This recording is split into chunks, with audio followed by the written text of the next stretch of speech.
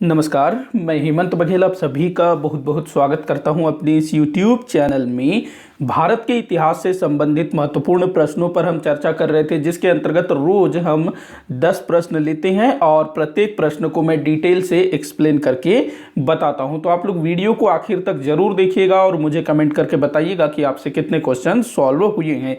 तो चलिए हम लोग वीडियो को स्टार्ट करते हैं। पहला क्वेश्चन मैंने लिया है, निम्न कथनों पर विचार कीजिए। तो नीचे 4 कथन दिए हुए हैं, इनको पढ़ने को बोल रहा है। तो देख लेते हैं। पहला दिया है, अकबर ने 2 बार सिर मुड़वाया। तो देखिए, सिर मुड़वाना मतलब गंजा होना। तो जो मुगल बादशाह अकबर था, उसने अपने जीवन काल में 2 बार सिर मुड़वाया था। ये बिल्कुल सही कथन है। देखो, अकबर इसने ना सबसे पहली बार 1662 के आसपास इसने जो है पहली बार सिर मुड़वाया था। 1662 में जब इसकी जो धाई माँ थी ना, माहम अनगा, जिसने इसको पाला पोसा था, तो जब उसकी मृत्यु हुई तो अकबर ने सिर मुड़वाया। इसके बाद जब अकबर की माता जी का जब निधन हुआ 1604 में, तो तब अकबर ने दूसरी बार सिर मुड़वाया था। तो 2 बार अकबर ने सिर मुड़वाया था। देखो, ये जो क्वेश्चन है ना, सीधे पूछा गया था कि अकबर ने अपने जीवन काल में कितनी बार सिर मुड़वाया था। तो एक बार अपनी ढाई माँ की मृत्यु पर और दूसरी बार अपनी असल माता के मृत्यु पर 1562 और 1604 में। सही कथन है पहला वाला। दूसरा बोल रहा है, जहांगीर वह शाहजहां की माता राजपूत थी। तो देखो, जो मुगल थे उन्होंने राजपूतों के साथ वैवाहिक संबंध स्थापित किए। तो यहां पर बोल रहा है कि जो जहांगीर, जो कि मुगल साम्राज्य का चौथा शासक था, अकबर का बेटा था ना, और शाहजहां, जहांगीर और शाहजहां, इन दोनों की माता राजपूत थी। तो जी हाँ, बिल्कुल सही कथन है ये। जहांगीर की जो माता थी, देखिए, जो जहांगीर के पिता थे अकबर ने आमेर के राजा भारमल की पुत्री हरकाबाई अथवा हीर कुंवर के साथ विवाह किया था और उसी से जहांगीर का जन्म हुआ था। जहांगीर का जन्म कब हुआ था? सन 1569 में। सलीम इसका असल नाम था। वहीं शाहजहां की बात करें तो शाहजहां, जिसका पिता जहांगीर था, और जहांगीर का विवाह भी राजपूत राजकुमारियों के साथ हुआ था। एक तो हरकाबाई की भांजी थी मानबाई, उसके साथ विवाह हुआ था, जिससे खुसरो का जन्म हुआ था। वहीं जहांगीर का जोधपुर के राजा उदय सिंह, जिसको मोटा राजा भी बोला जाता था, उसकी बेटी जगत गोसाई से भी विवाह हुआ था जहांगीर का। जहांगीर के 2 पत्नियां, मतलब राजपूत, वैसे तो बहुत सारी थी। एक हो गई आपकी मानबाई, जो कि हरकाबाई की भांजी थी, हरकाबाई के भाई के बेटी थी। हरकाबाई का भाई कौन था? भगवान दास। भगवान दास की बेटी थी मानबाई और भगवान दास का बेटा था मान सिंह। तो जहांगीर का मामा था कौन? मान सिंह।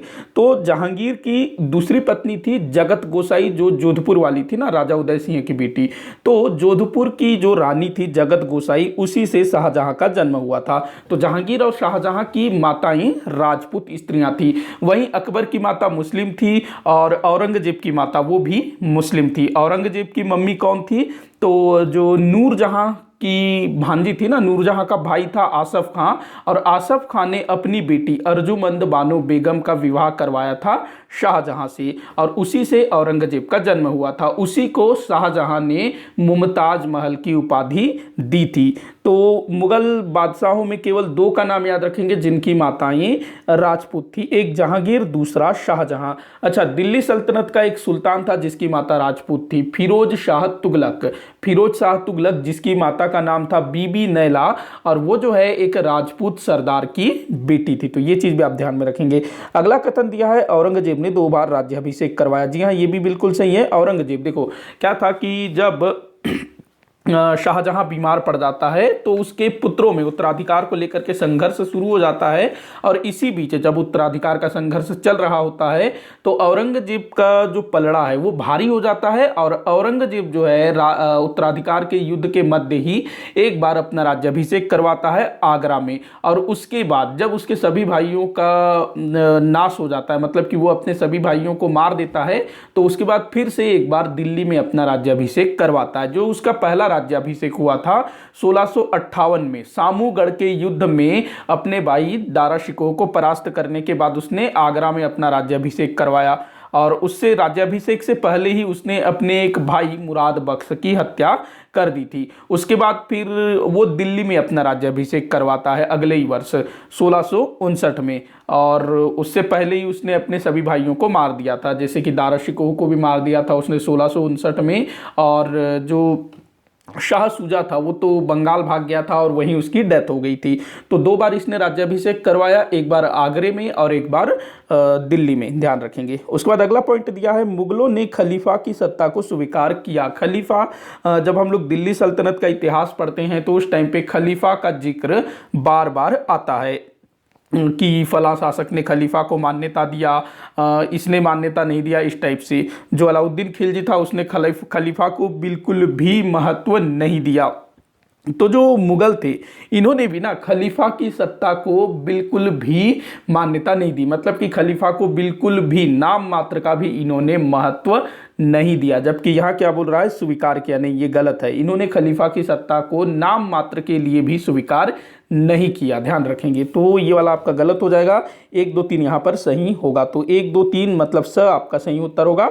आगे बढ़ते हैं, अगला क्वेश्चन देखते हैं। सुमेलित करने को बोल रहा है, तो एक तरफ जो है ये वर्ण दिए हुए हैं, ब्राह्मण, क्षत्रिय, वैश्य, शूद्र, और दूसरी तरफ कुछ दूसरे शब्द। देखिए ये जो शब्द है ना, ये चोल काल में प्रयुक्त होते थे।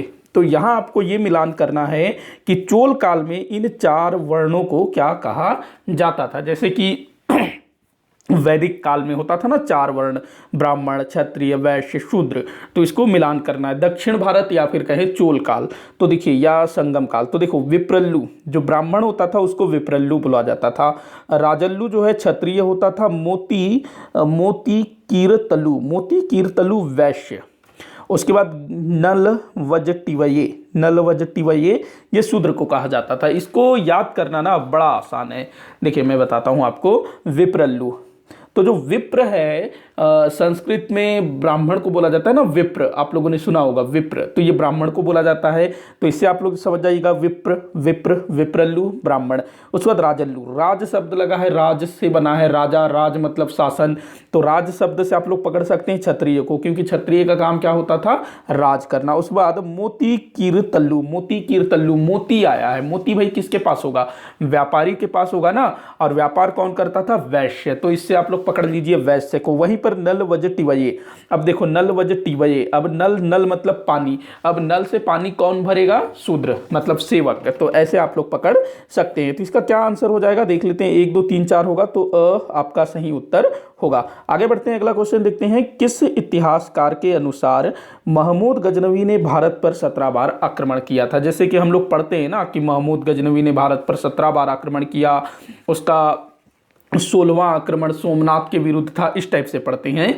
तो ये किस इतिहासकार ने बताया। दरअसल ना क्या है कि महमूद गजनवी ने भारत में कितनी बार आक्रमण किया ये स्पष्ट नहीं है, कहीं पर स्पष्ट लिखा नहीं है। किसी पुस्तक में उस समय के किसी इतिहासकार ने भी इस विषय में नहीं लिखा है कि असल में महमूद गजनवी ने कितनी बार और कब कब आक्रमण किया था, कोई स्पष्ट प्रमाण नहीं है। हाँ, उसने बहुत बार आक्रमण किया था, मतलब उसने जब अपना राज्याभिषेक करवाया ना, तो उस समय उसने कसम खाई थी कि वो हर वर्ष भारत पर आक्रमण करेगा, और उसने बहुत बार भारत पर आक्रमण भी किया। लेकिन ये जो कहते हैं ना कि इसने 17 बार आक्रमण किया, तो ये किसी इतिहासकार द्वारा बोला गया है, तो वो उस इतिहासकार का नाम आपको बताना है। देखो कनिंघम, ये भी एक इतिहासकार थे ब्रिटिश काल में, और दरअसल ये ना एक इंजीनियर था कनिंघम, और कनिंघम को ही पहली बार 1853 में सिंधु घाटी सभ्यता से संबंधित एक मुहर प्राप्त हुआ था, जिसमें 6 अक्षर थे ना, 6 अक्षर, 6 लेटर थे। तो ये कनिंघम, तो इसने ऐसा कुछ नहीं बोला है। अगला दिया है जेम्स प्रिंसेप। जेम्स प्रिंसेप भी बड़ा इंपॉर्टेंट है, इसी ने अशोक के अभिलेखों को सर्वप्रथम पढ़ने में सफलता प्राप्त की थी, क्योंकि जो अशोक के अभिलेख थे वो पाली भाषा में,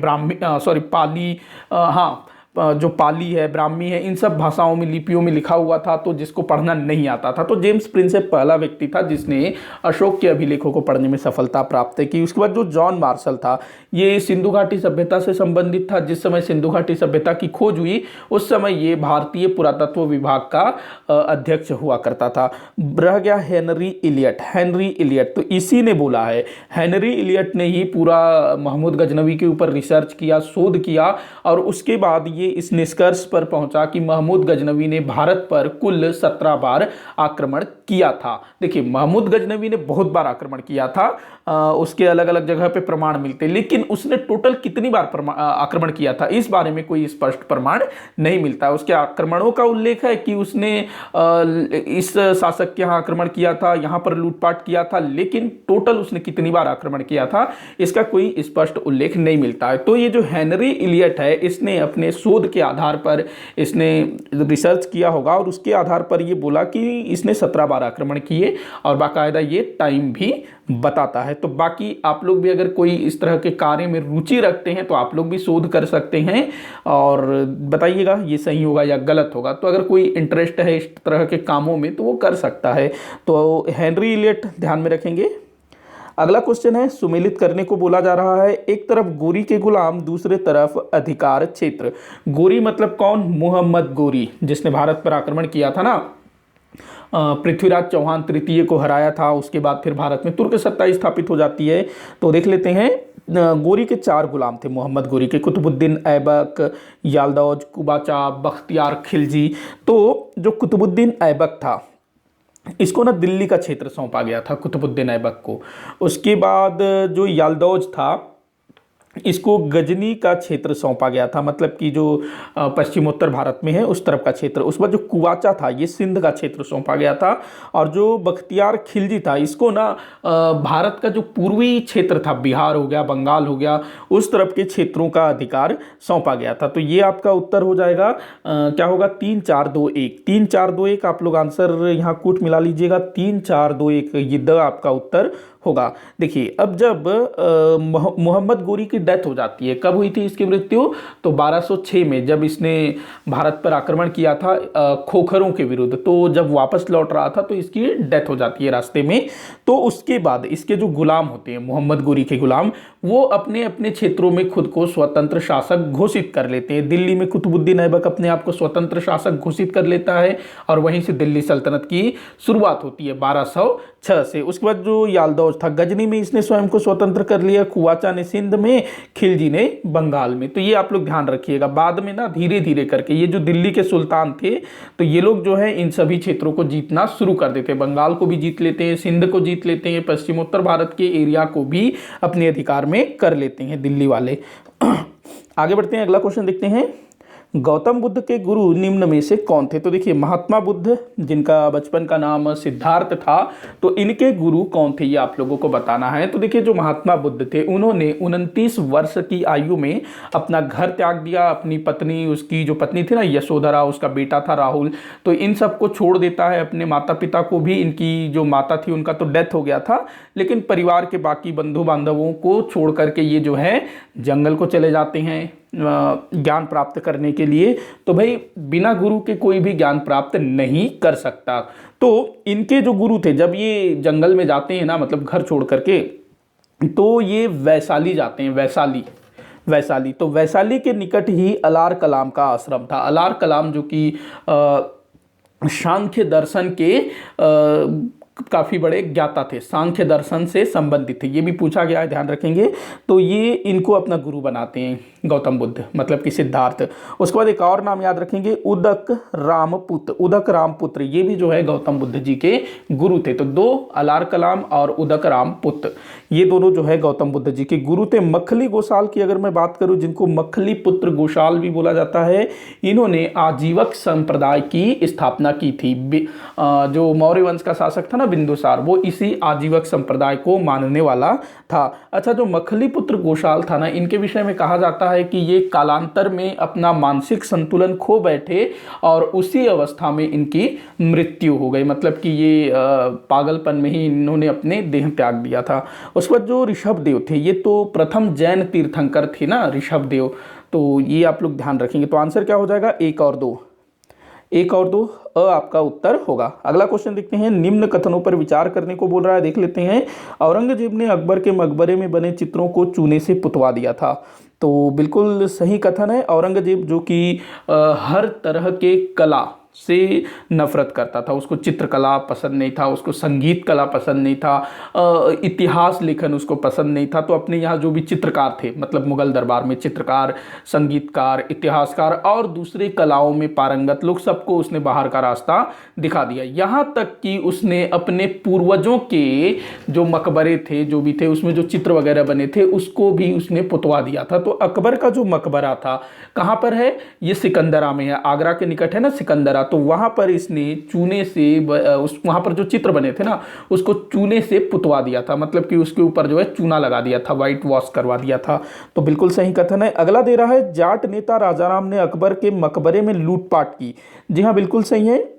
देखो, जो औरंगजेब था ना, उसने उसके समय में जाटों ने विद्रोह कर दिया था, जाटों का विद्रोह हुआ था ना। तो जाट नेता थे राजाराम। तो राजाराम ने क्या किया, मुगल सेनापति मुनीर खां की हत्या कर दी।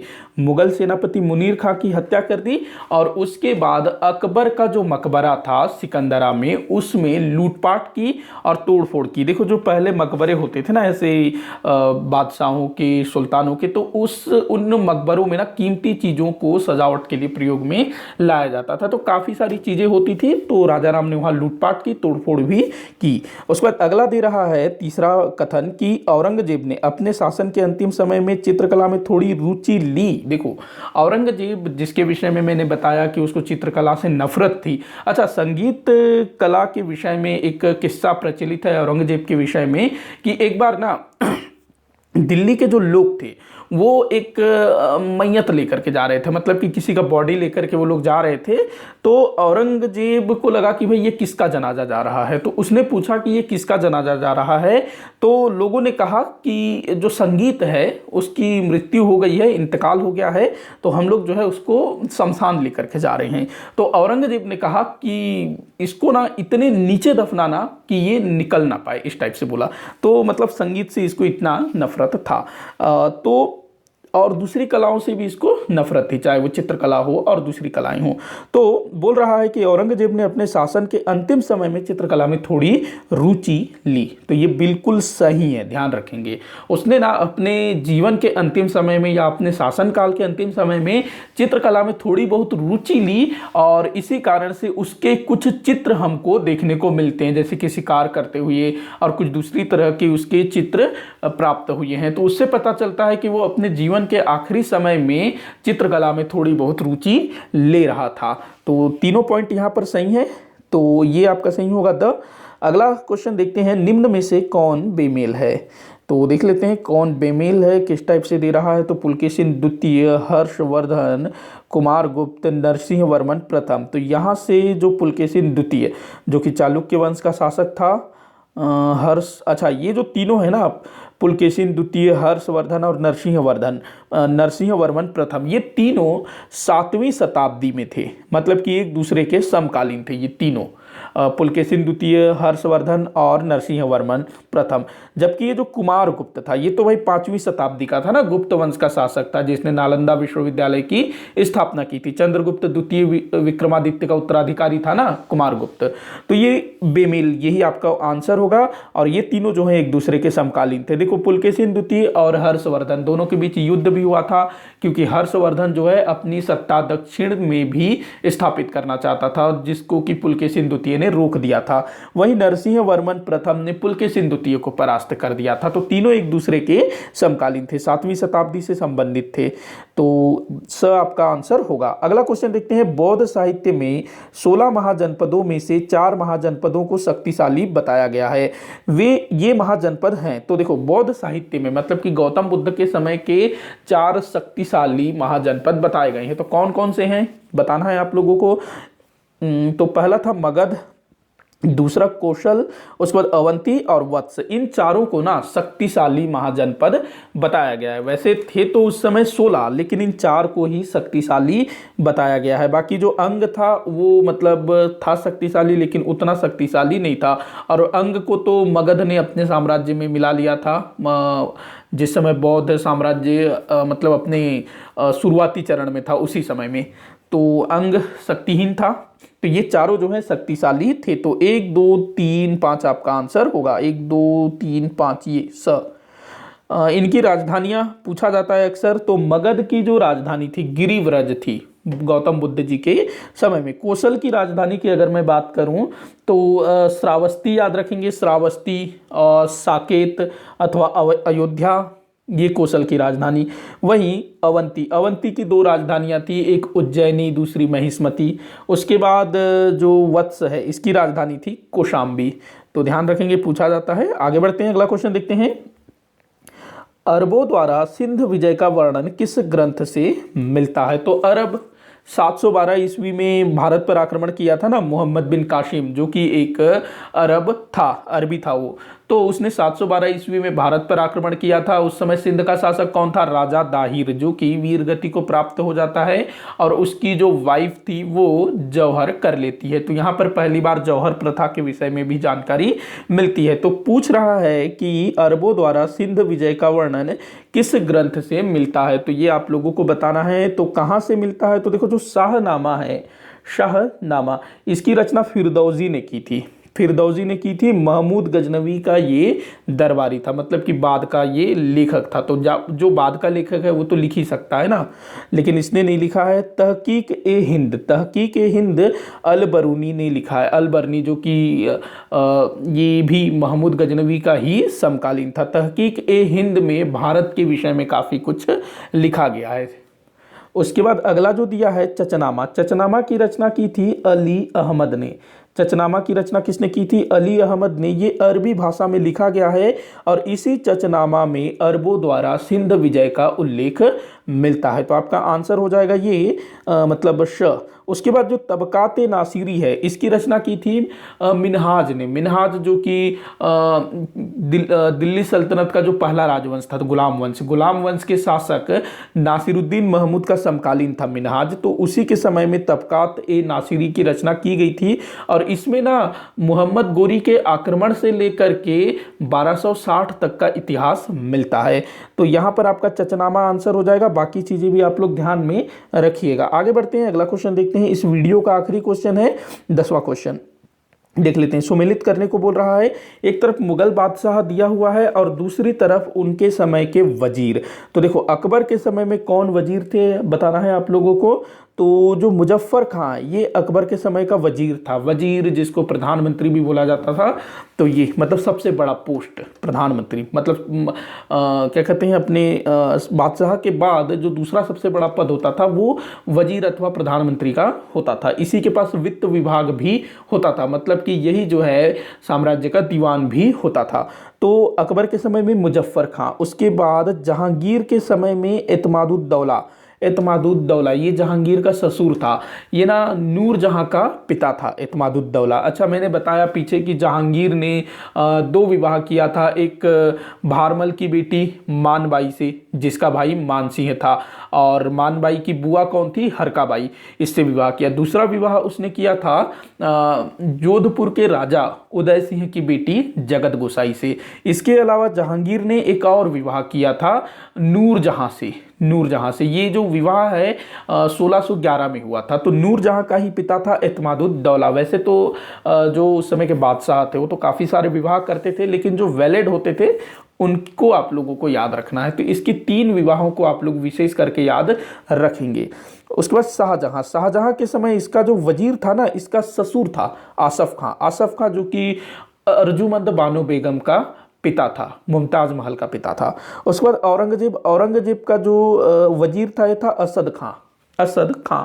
तो क्या उत्तर हो जाएगा यहाँ पर आपका? 3142, 3142 आपका उत्तर होगा। 3142, 3142 मतलब ये आपका आंसर होगा श। थोड़ा सा हम लोग देख लेते हैं और कुछ इंपॉर्टेंट चीजें।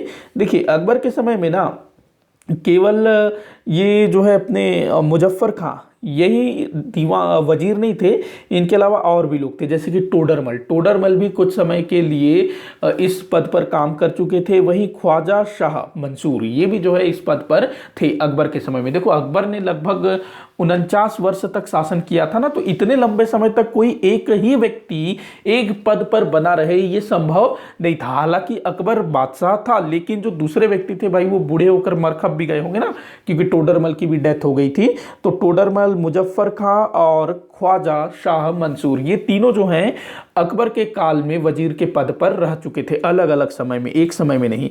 उस वक्त जहांगीर की बात करें तो एतमादुद्दौला ध्यान रखेंगे। शाहजहां के समय का याद रखिएगा आसफ खां के अलावा अफजल खां, इस्लाम खान, सादुल्ला खां, ये सब जो हैं शाहजहां के समय वजीर थे। औरंगजेब के समय एक ही नाम याद रखना है, असद खां।